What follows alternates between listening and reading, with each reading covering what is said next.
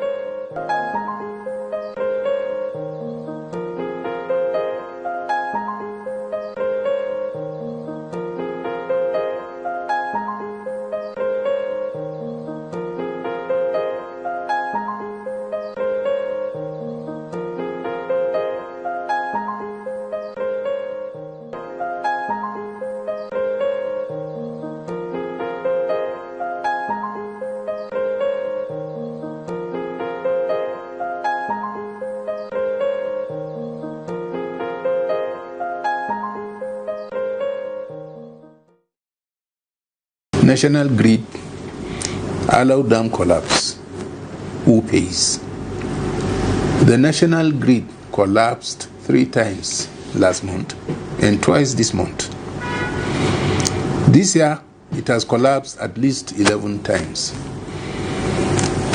This underscores our long-standing struggle to have a consistent power supply, even if not for the whole nation, at least for those fortunate enough to have access to the few megawatts produced by the so-called giant of Africa. While last week, Niger Republic was able to add no fewer than 18 megawatts to its national grid in just 4 months, Nigeria, with an installed capacity of 16,348 megawatts, achieved only 5,313 megawatts as of September this year. Our travails with power generation and distribution are not only limited to the continuous and confusing changes in the names of the Power Regulatory Authority. When it was NEC, it became NEPA, it became ADC, but also concerns complex and convoluted financial deals and outright fraud. As the Economic and Financial Crimes Commission, EFCC chairman, Alau hinted when the House of Representatives Committee on Anti-Corruption and Financial Crimes visited him. In 2016, for instance, the House of Representatives instituted a probe into allegations that former President Olusegun Obasanjo spent $16 billion on the power sector with no tangible result. That probe, which President Muhammadu Buhari hinted at reopening, remains closed. Many Nigerians will not be overly shocked if the file had developed wings. Only that when they want to attack Obasanjo, every government will say, why is our $16 billion? But no one does anything about it. Even recently, they talked about it when he wrote a letter to them. But after all, we are in a country where sapiens and monkeys have raided safes and made away with money, and nothing happened to the bearers of such tall tales. Anyway, nothing has been done about it, and from all indications, nothing will happen. And Nigerians, ever the people with short memories and limited attention spans, have moved on, not asking why, not caring how, and not giving a hoot about the implications of accepting everything as business as usual. But this is Nigeria. However, is that how we have always been? Perhaps. Or perhaps not. But here we are. We are witnesses to the continuous collapse of the national grid. So far, in October this year alone, the national grid has collapsed 3 times, and at least twice this month, November. This year, it has collapsed 11 times, and 27 times in the last 3 years, with 9 collapses in 2022 alone, and 4 in 2023. Have we quantified the losses to the nation in terms of lives and finances? First, hospitals and clinics have critical areas that require a constant electricity supply.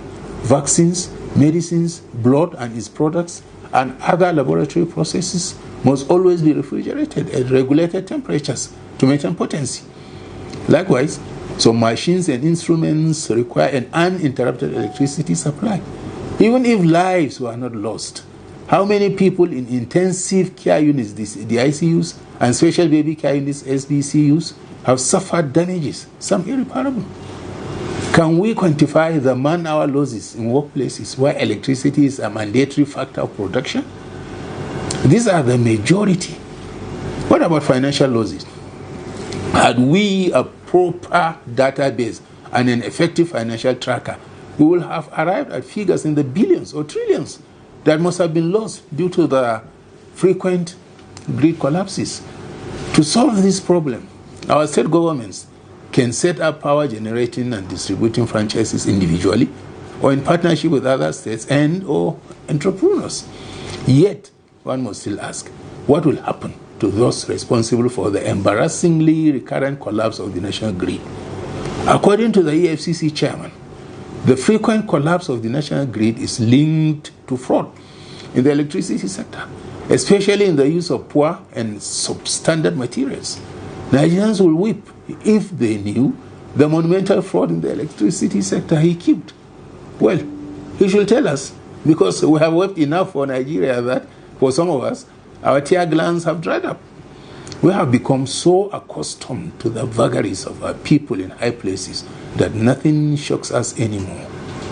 But will he tell us? No. Will anyone be made to pay for the continued national grid collapse? Again, no. But this is Nigeria. However, is that how we have always been? Perhaps, or perhaps not. But here we are. This is why I am not surprised that those who gave false and unprofessional reports to the Borno State government claiming that the Alau Dam will not collapse, only for it to burst 3 days later, killing hundreds, displacing thousands, and destroying properties worth billions of naira, are still sitting comfortably in their offices, running state affairs as business as usual. Nobody has been made to pay for their reports that kill people and destroy properties. And nobody will pay for it, I can tell you. Those who died have gone. And that is the end of the matter. Those who gave the false reports are likely now involved in distributing relief materials. And even at that, it will be business as usual. Relief distribution is another holy pot. But this is Nigeria. But is that how we have always been? Perhaps, or perhaps not. But here we are. Taking Nigeria's problems to heart and carrying them on our head can and will break one down, perhaps never to rise again. Therefore, to keep your sanity, one must find ways to release bottled up tension, frustrations, and anxiety. In Nigeria, we are never short of them. Anything that happens in other countries that could break hearts and possibly bones and lives, in Nigeria, we find ways to turn them into banter. Now, what is trending is the escapades of the Superman, the libidinous Baltasar Ebang Engonga, derogatively called the Banga. The man has placed his country, Equatorial Guinea, in deplorable international limelight, consigning to the background the fact that its president, Teodoro Obiang Nguema, is the longest-serving president in the world, and that it is the only country in the world with a father and son as president and vice president. His memes, skits, new dancing steps, and greetings, all in his honor, have taken over social media and provided some comedic entertainment. Sadly, this is Nigeria. However, is that how we have always been? Perhaps, or perhaps not. But here we are. Well, lest I forget, the late Chief of Army Staff, Lieutenant General Taurid Abiodun Lagbaja, received a farewell salute from his Commander-in-Chief, President Bola Ahmed Tinubu, who was present at his funeral ceremony. And it's good.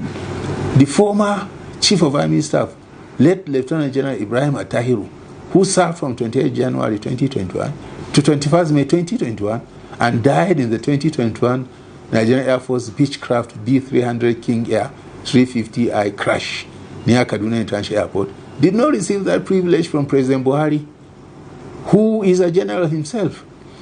President Tinubu's action is impressive and commendable.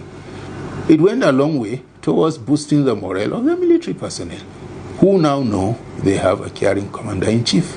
Thank you.